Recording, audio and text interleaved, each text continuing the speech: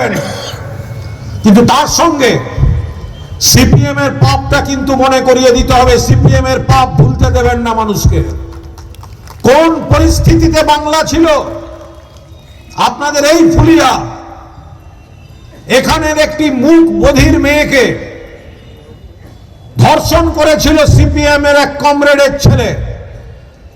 মমতা ব্যানার্জি তাকে নিয়ে মুখ্যমন্ত্রী জ্যোতি বসুর ঘরে সামনে রাইটার্সে বসেছিলেন। জ্যোতিবাবু দেখা করেননি, চুলের মুঠি ধরে মমতা বন্দ্যোপাধ্যায়কে রাইটার্স থেকে বেরিয়ে যেতে হয়েছিল। মমতাদি শপথ নিয়েছিলেন, ফুলিয়ার মেয়েটাকে তোমরা বিচার দিলে না, আমার চুলের মুঠি ধরে বের করছো, আমি নেক্সট যেদিন রাইটার্সে ঢুকবো, চিফ মিনিস্টার হয়ে আমি রাইটার্সে ঢুকবো। ফুলিয়ার প্রতিবাদ যেখান থেকে শুরু হয়েছিল, মমতা ব্যানার্জি চিফ মিনিস্টার হয়ে রাইটার্সে ঢুকে সেই দাবি, সেই লড়াই, সেই প্রতিবাদকে স্বীকৃতি দিয়েছেন। সিপিএম এর অত্যাচার মনে করান, অপশাসন মনে করান, ওই হারমাতগুলোই এখন নতুন হিন্দু সাজছে।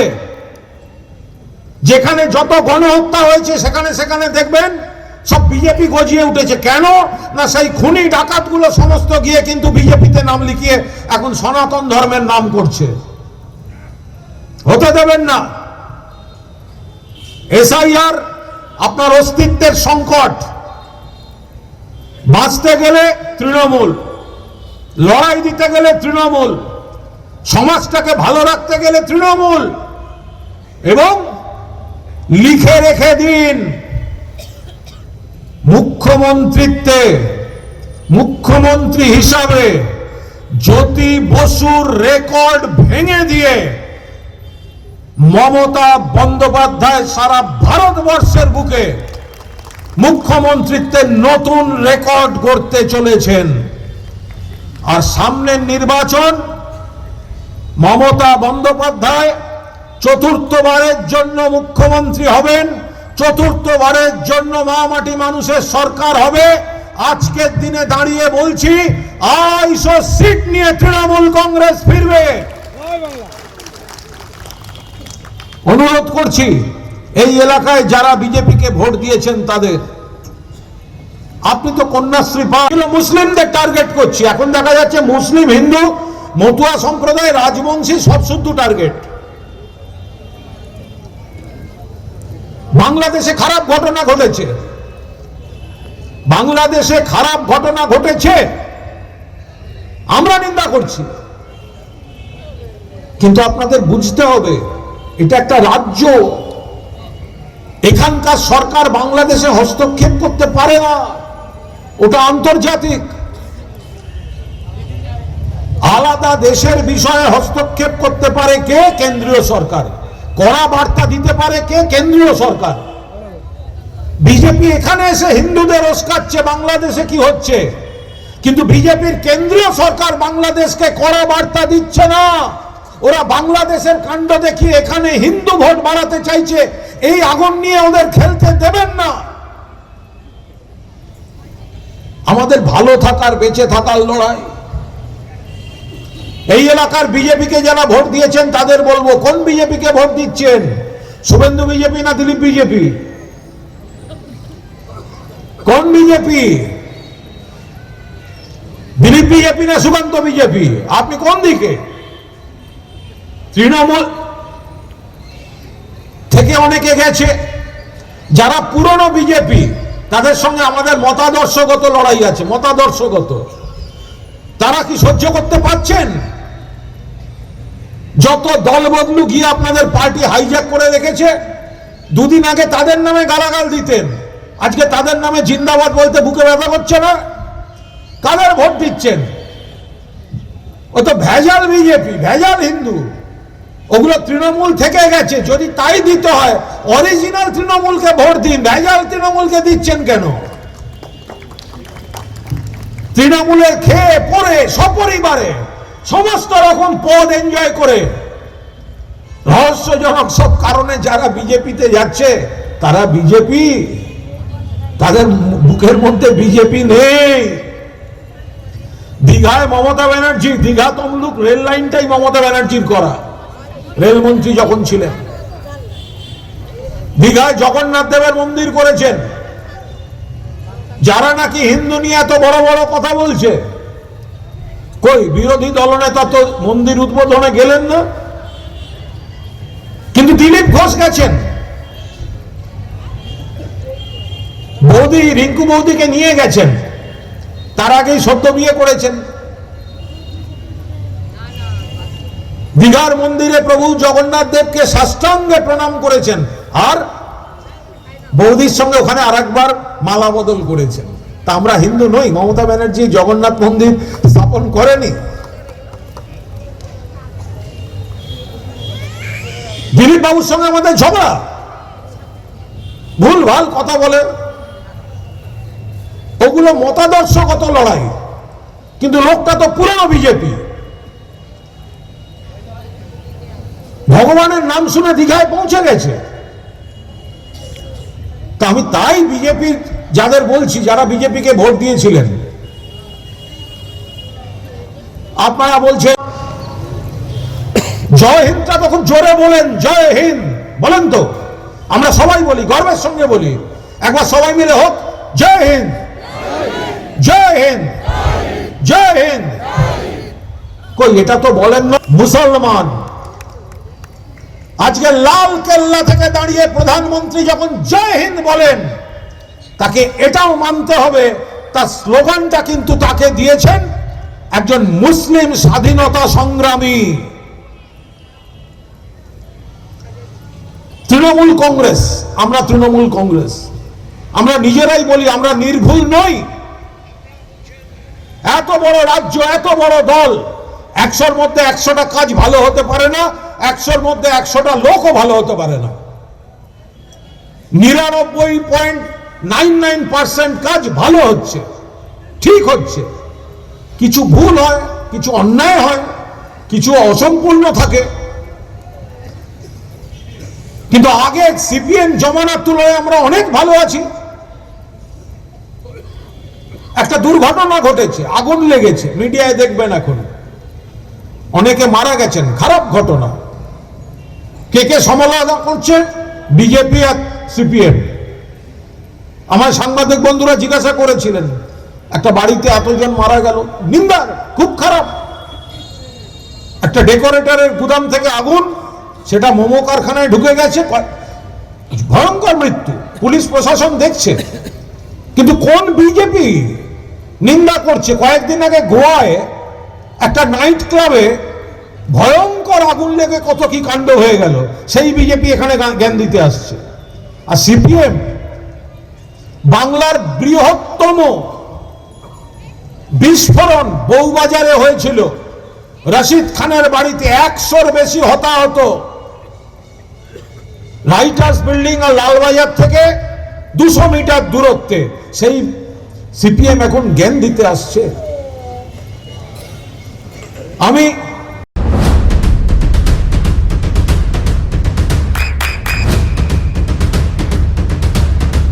বৃষ্টিতে স্বস্তি। বৃষ্টি অ্যাকোয়া, বিশুদ্ধ পানীয় জল করছে আপনাদের দল। সিপিএম, কংগ্রেস, তৃণমূল থেকে যাওয়া লোকেরা, তৃণমূলের বাতিলরা আপনাদের দল নিয়ন্ত্রণ করছে, সিপিএম এর বাতিলরা আপনাদের দল নিয়ন্ত্রণ করছে। আদি বিজেপি, আপনাদের যদি নিজেদের সম্মান রক্ষা করে বেঁচে থাকতে হয়, ওই জালি বিজেপি প্রার্থীকে ভোট না দিয়ে এবার তৃণমূল কংগ্রেসের প্রার্থীকে সরাসরি ভোট দিন। আপনাদের সঙ্গে আমাদের মত পার্থক্য থাকবে, আদর্শগত মত পার্থক্য থাকবে, কিন্তু একটা রাজনৈতিক কর্মী হিসেবে অন্য দলের পচা গলা বাতিল মালগুলো আপনাদের দল কন্ট্রোল করবে, আর আপনারা তাদেরকে জিন্দাবাদ করে তাদের প্রার্থীকে জেতাবেন। এই কাজ আপনারা ভুল করেও করবেন না। তৃণমূল কংগ্রেসের প্রার্থী মমতা বন্দ্যোপাধ্যায়ের নেতৃত্বে, অভিষেক বন্দ্যোপাধ্যায়ের সেনাপতিত্বে সর্বভারতীয় তৃণমূল কংগ্রেসের সৈনিকরা রয়েছেন, কিন্তু এমন অনেক মানুষ আছেন যারা হয়তো গত কোনো নির্বাচনে বিজেপিকে ভোট দিয়েছেন। আমাদের কাজ সেই ভোটটাকে ফিরিয়ে আনা। যে মানুষ বিজেপিকে ভোট দিয়েছেন, হয়তো সিপিএম থেকে ভোট চলে গেছে, কিন্তু সেই ভোটটাকে আমাদের নিয়ে আসতে হবে। যে মানুষ বিজেপিকে ভোট দিয়েছেন তাদের সবিনয়ে গিয়ে বলতে হবে যে কেন বিজেপিকে ভোট দিয়ে আপনার কোনো লাভ নেই। শুধু হিন্দু মুসলমান করে পেট ভরবে না। আমরা হিন্দু ঘর থেকে আসিনি। আমার কোনো সহকর্মী হয়তো মুসলিম ভাই, আমার কোনো সহকর্মী হয়তো খ্রিস্টান ভাই। শঙ্খ বাজিয়ে মাকে ঘরে এনেছি, সুগন্ধি ধূপ জেলে আসন পেতেছি, প্রদীপ জেলে নিলাম তোমায় বরণ করে, আমার এ ঘরে থাকো আলো করে। এসো মা লক্ষ্মী বসো ঘরে, আমার এ ঘরে থাকো আলো করে। লক্ষ্মীর ভান্ডার বিজেপির মা বোনেরাও মনে রাখবেন, মমতা ব্যানার্জি দিয়েছে, আপনার দলের নেতারা কিন্তু দেয়নি।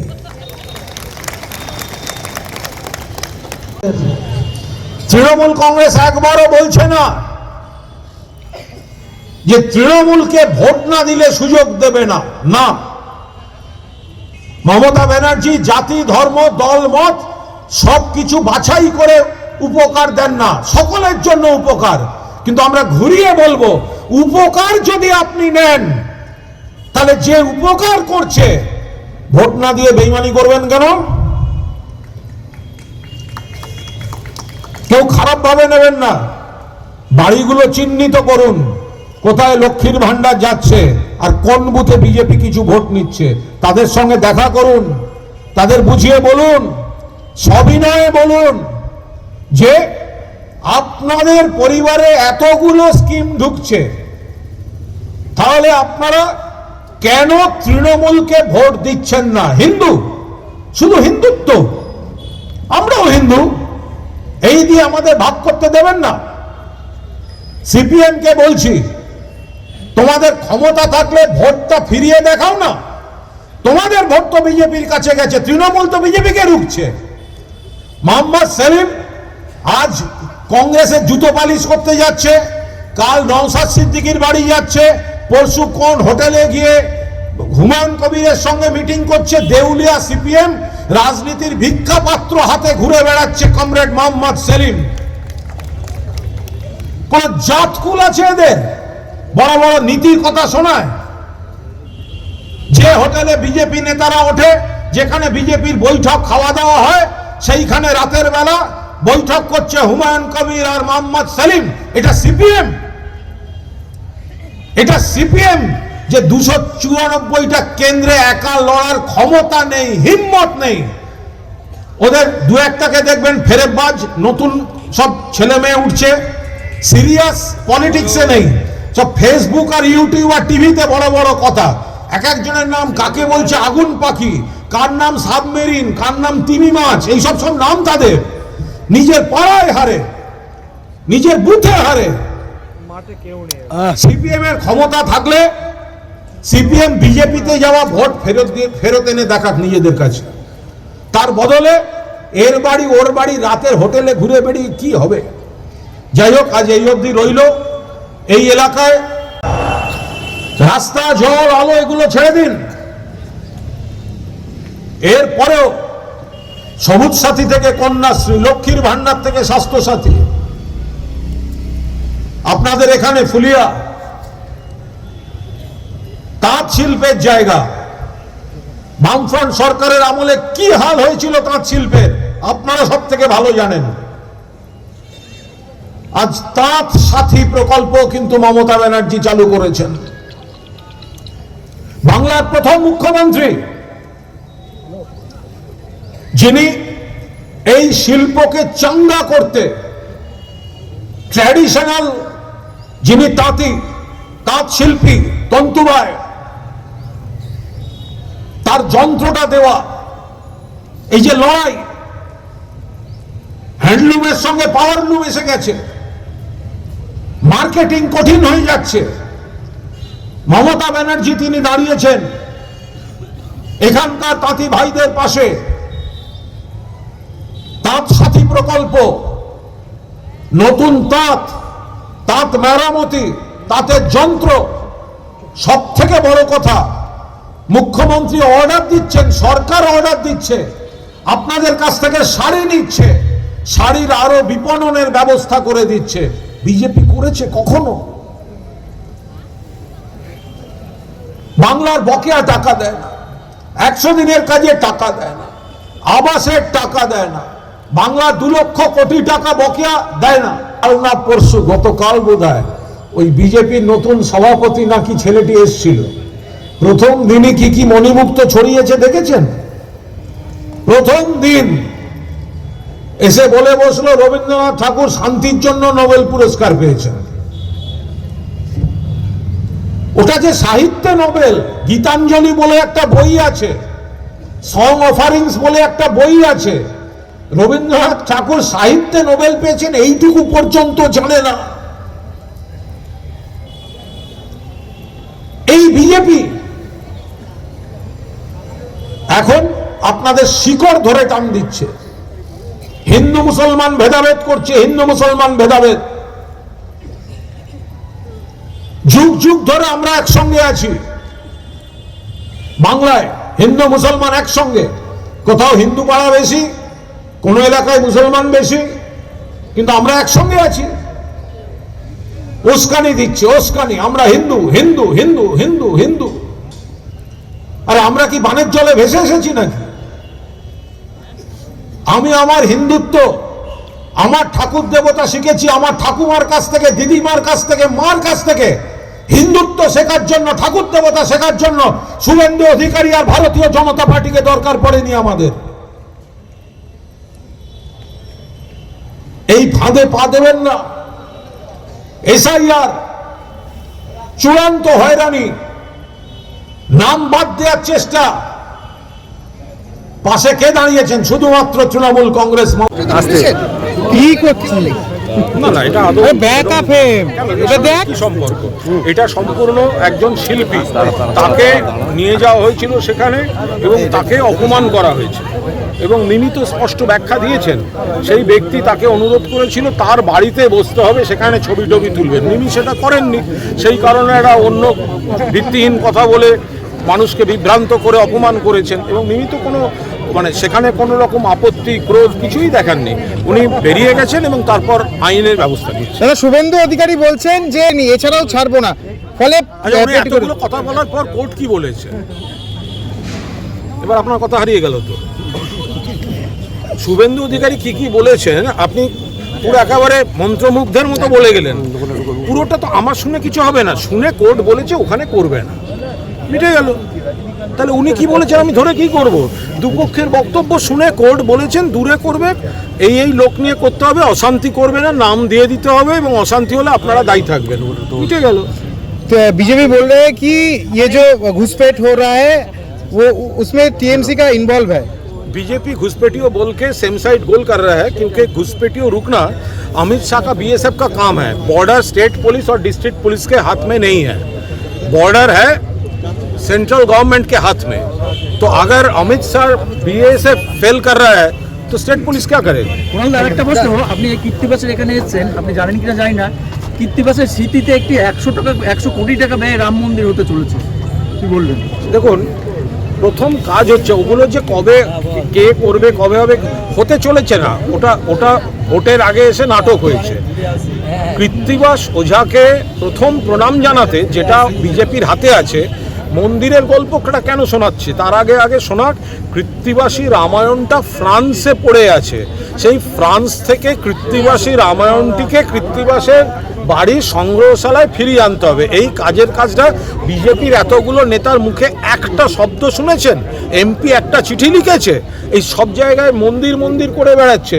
তো আসল কৃত্তিবাসকে যদি প্রণাম জানাতে হয়, তার আসল রামায়ণটাকে ফিরিয়ে আনা হোক দেশে, সেই উদ্যোগটা আমরা নিচ্ছি। English medium school JRS public school প্রায় 35 বিঘা জমির ওপর গড়ে উঠেছে বিশাল ক্যাম্পাস। নার্সারি থেকে শুরু করে উচ্চ মাধ্যমিক, ITI college, law college, BEd college, ভর্তি চলছে। জেআরএস পাবলিক ব্যালকনি বা সিঁড়ির রেলিং, মডিউলার কিচেন বা ড্রয়িং রুম, এক কথায় আপনার স্বপ্নের বাড়িকে করে তুলুন আরো সুন্দর।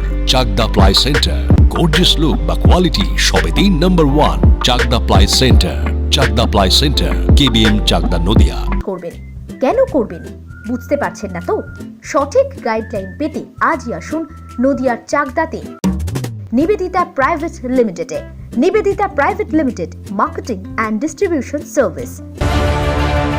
চাকদা অ্যালুমিনিয়াম সেন্টার, প্লাই, কাঁচ, laminates, kitchen fittings, door lock, window ও অ্যালুমিনিয়ামের খুচরো ও পাইকারি বিক্রেতা। চাকদা অ্যালুমিনিয়াম সেন্টার, পূর্ব লালপুর 50 নম্বর রেলগেটের পাশে, চাকদা, নদিয়া। হোমওয়ার্কটা করেছো? হ্যাঁ স্যার। এ বাবা, ভুল করেছো কেন? চোখে কেমন ঝাপসা দেখছি, লিখতে আর পড়তে খুব সমস্যা হচ্ছে। চাকদার মডার্ন অপটিক্স থেকে ভালো চোখের ডাক্তার দেখিয়ে নাও। প্রতিদিন প্রকৃত চোখের ডাক্তার ও দৃষ্টি বিশেষজ্ঞ মডার্ন অপটিক্স চাকদহে। স্যামসাং, জিও, রিয়েলমি, নদিয়ার একমাত্র অথরাইজড ডিস্ট্রিবিউটর ঘোষ কমিউনিকেশন, থানার মোড়, চাকদা।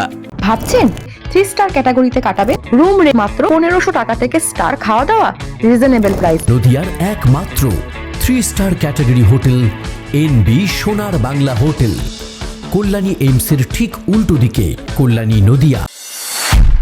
নদিয়া জেলার সবথেকে বড় বিল্ডার্স চাকদার মা মনসা বিল্ডার্স, রড ও সিমেন্টের পাইকারি ও খুচরো বিক্রেতা। মা মনসা বিল্ডার্স, পদ্মবিলা, চাকদা, নদিয়া। রড কেনাকাটায় থাকছে ডিসকাউন্ট অফার। মা